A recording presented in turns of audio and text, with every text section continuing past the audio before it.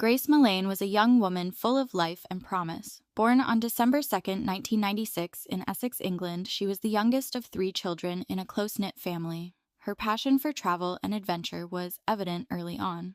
After graduating from the University of Lincoln with a degree in advertising and marketing, Grace decided to take a gap year to explore the world.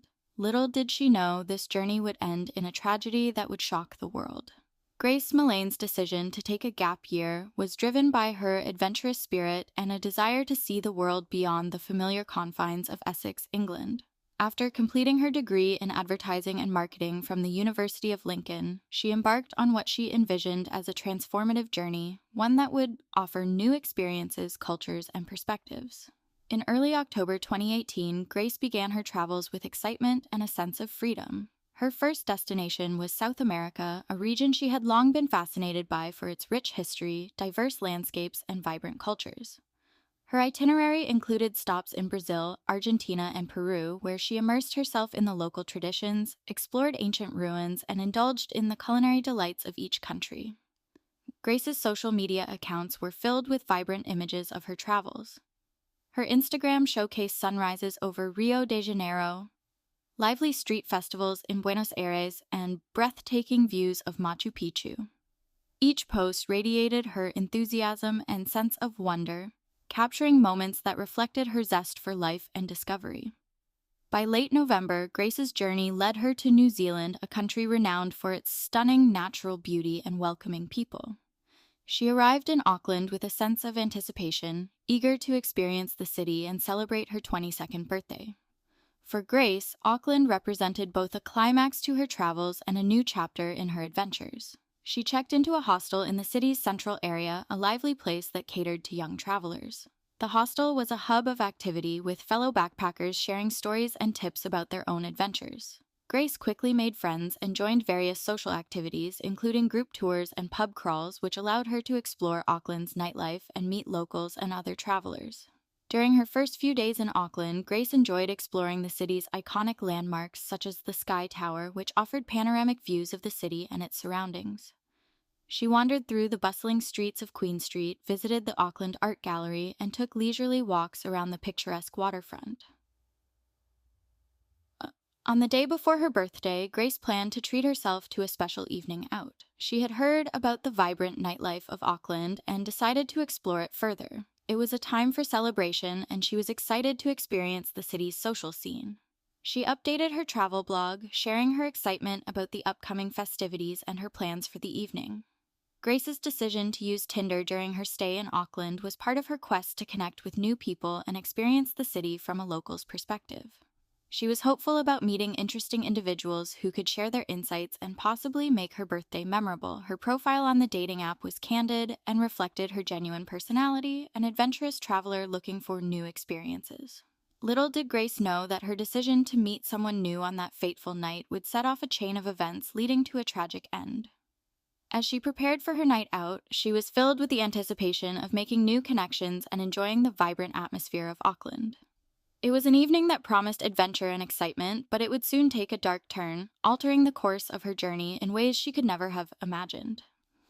Grace Millane had been enjoying her time in New Zealand, a country known for its breathtaking landscapes and friendly locales. The final stop on her solo journey was Auckland, where she planned to celebrate her 22nd birthday. On December 1, 2018, Grace decided to venture into the city's nightlife, seeking to meet new people and immerse herself in the local culture.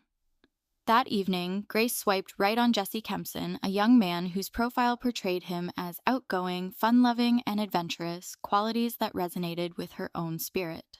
Kempson, who had recently moved to Auckland, also seemed to be seeking connection in a new city. They arranged to meet in person, choosing the Sky City Entertainment Complex as their starting point. Sky City, a hub of activity in Auckland, was a place where visitors and locals alike mingled in the vibrant atmosphere of bars, restaurants, and casinos. Grace, dressed casually but stylishly, arrived with the excitement of meeting someone new, while Kempson, ever the charmer, greeted her with a warm smile and easy conversation. They began their night at Andy's Burger Bar, where they chatted over drinks. Grace found Kempson to be engaging, confident, and attentive. They discussed their backgrounds, their travels, and their shared love for exploring new places. As the evening progressed, they moved to the Mexican cafe where they continued to drink and talk. Grace, who had always been independent and confident, felt comfortable with Kempson. She had no reason to suspect that anything was amiss. He seemed like any other young man she might have met back home in England, perhaps a bit too smooth, but nothing out of the ordinary. They laughed, shared stories, and enjoyed each other's company. But as the night wore on, Grace's fate was sealed. Kempson suggested they continue the night back at his apartment. In her mind, there was no harm in going along, it was just another part of the adventure. They left the bar with Kempson leading the way to his apartment at the City Life Hotel, a short walk away. Little did Grace know that she was stepping into a trap. Jesse Kempson was not the man he pretended to be. Behind his charming facade lay a dark and manipulative personality. He had a history of deceit, using various aliases and false stories to lure women into his web. What began as an innocent night out would soon turn into a nightmare. When Grace Millane entered Jesse Kempson's apartment, she had no idea of the danger she was in. The City Life Hotel, located in the heart of Auckland, was a luxurious setting, but within the walls of Kempson's room, a horrific crime was about to unfold. The details of what happened next are both tragic and chilling. At some point during the night, the atmosphere between Grace and Kempson changed. What started as a consensual encounter turned into something far more sinister. The court would later hear Kempson's version of events, where he claimed that what followed was a consensual act of rough sex gone wrong, but the evidence suggested otherwise. Kempson's behavior grew increasingly aggressive. He tied Grace up and strangled her, a violent act that lasted several minutes. The defense would later argue that it was an accident, a sexual game that had spiraled out of control, but the forensic evidence presented in court painted a different picture, a deliberate and calculated act of murder. As Grace lay lifeless on the floor, Kempson's response was cold and methodical. Rather than calling for help, he took steps to cover up his crime. He took a series of actions that revealed a disturbing lack of remorse. Kempson calmly went about his day, as if nothing had happened, leaving Grace's body in his apartment while he planned his next moves. He used her phone to send messages to her friends, pretending to be Grace in an attempt to buy himself time. He searched online for information on how to dispose of a body and methods of cleaning up evidence. The CCTV footage from the following day captured Kempson buying cleaning supplies, including bleach and a large suitcase, the very suitcase in which he would later place Grace's body. After packing Grace's body into the suitcase, Kempson called a rental company to hire a car. He drove out to the Waitakere Ranges, a dense forested area on the outskirts of Auckland. There, in a remote spot, he dug a shallow grave and buried Grace, covering her with soil and vegetation in a final desperate bid to hide his crime. Kempson returned to Auckland, resuming his life as if nothing had happened. He even went on another Tinder date just hours after disposing of Grace's body, further highlighting his cold and calculated nature. But Grace's disappearance did not go unnoticed. Her friends and family grew increasingly concerned when she failed to respond to birthday messages. Within days, the police were alerted and a missing person investigation was launched. The investigation quickly zeroed in on Jesse Kempson. The evidence against him was overwhelming. CCTV footage, cell phone records, and his own internet search history. When police finally confronted him, Kempson's lies began to unravel. He offered various conflicting stories, trying to deflect blame, but the truth was undeniable. On December 9, 2018, police discovered Grace Millane's body. The suitcase containing her remains was unearthed from its shallow grave, bringing a heartbreaking end to the search. The case now shifted from a missing person investigation to a murder inquiry, and Jesse Kempson was charged with her murder. The world would soon learn of the horrors Grace Millane had endured, and her tragic story would become a symbol of the dark side of online dating and the dangers that can lurk behind a friendly face. The investigation, when Grace Millane was reported missing on December 2, 2018, her 22nd birthday, concern quickly turned into fear for her family and friends. Grace, who had been in constant communication with her loved ones throughout her travels, suddenly went silent. Her failure to respond to birthday messages raised immediate alarms. Her parents, who had been following her journey from their home in Essex, contacted New Zealand authorities urging them to search for their daughter. The Auckland police took the case seriously from the start. Grace's disappearance was out of character, and with no known reason for her to vanish, the police feared the worst. The investigation began with a detailed review of Grace's recent activities. Detectives quickly traced her last known location to the City Life Hotel, where she had gone after her night out with Jesse Kempson. The first crucial break in the case came from CCTV footage. Auckland is a city well covered by surveillance cameras, and the police were able to piece together Grace's movements on the night she disappeared. The footage showed Grace and Kempson meeting at Sky City, walking through various bars, and eventually entering the City Life Hotel together late that night, but there was no footage of Grace ever leaving the hotel. This discovery raised immediate red flags for the investigators. If Grace had entered the hotel but not left, something must have happened inside. The police focused their attention on Jesse Kempson, the last person seen with her. Detectives approached Kempson on December 6th, asking him to come in for questioning. During the initial interview, Kempson appeared cooperative, but his account of the evening was vague and inconsistent. He claimed that after spending the night together, Grace had left his apartment the next morning while he was still asleep. He suggested that she might have gone off on another adventure, possibly meeting someone else, but as the police dug deeper, they found that his story didn't add up. Kempson's behavior in the days following Grace's disappearance became a focal point of the investigation. He had continued to go about his life seemingly unfazed by the fact that Grace was missing. He even arranged a Tinder date with another woman on December 2nd, the day Grace was reported missing. This callousness, coupled with his inconsistent statements, made him the prime suspect. Investigators obtained a warrant to search Kempson's apartment. What they found confirmed their worst fears.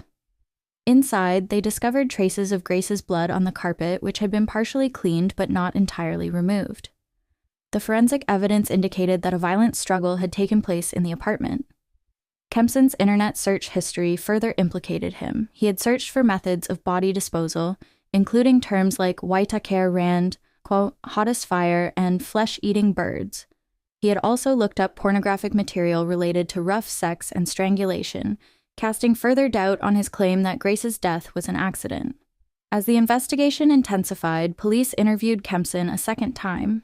Faced with mounting evidence, Kempson changed his story. He admitted that Grace had died in his apartment but insisted it was an accident during consensual rough sex. He claimed that after her death, he panicked and didn't know what to do, leading him to conceal her body. However, the evidence suggested premeditation rather than panic. CCTV footage showed Kempson calmly purchasing cleaning supplies and a suitcase at a local store on December 2nd. He was seen returning to his apartment with the items and later carrying a heavy suitcase to a rental car. The police tracked the car to the Waitakere Ranges, a remote and rugged area known for its dense forest and difficult terrain. On December 9th, after days of searching, police located the suitcase buried in a shallow grave. Inside, they found Grace's body wrapped in bedding and tied with a cord. The discovery was a devastating confirmation of what Grace's family had feared. The case against Jesse Kempson was now overwhelming. The combination of forensic evidence, CCTV footage, and his own contradictory statements painted a damning picture of a man who had lured Grace into a deadly trap and then attempted to cover his tracks. The police charged Kempson with murder, setting the stage for a trial that would reveal the full extent of his deception and the horrific final moments of Grace Millane's life. As news of Grace's murder spread, it shocked not only New Zealand but also the world. The public was horrified by the brutality of the crime and the coldness with which Kempson had carried it out. For many, the case was a stark reminder of the dangers that can lurk behind seemingly ordinary interactions, especially in the age of online dating. The investigation, led with meticulous care and determination, ultimately brought justice for Grace, but the heartbreak of her loss would linger for all who knew and loved her.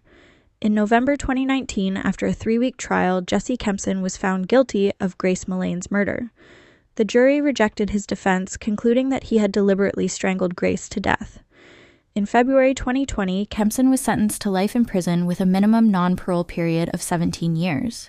The case raised important questions about the risks women face in the digital age, the use of dating apps, and the issue of violence against women. Grace's story became a rallying cry for justice, highlighting the dangers that can arise even in seemingly safe environments. That's all we have for today, fellow Midnight Society members. Did this discussion spark some chills down your spine? Who should we investigate next? Spill the tea in the comments. We thrive on your insights, so don't be a stranger. Let us know your thoughts below.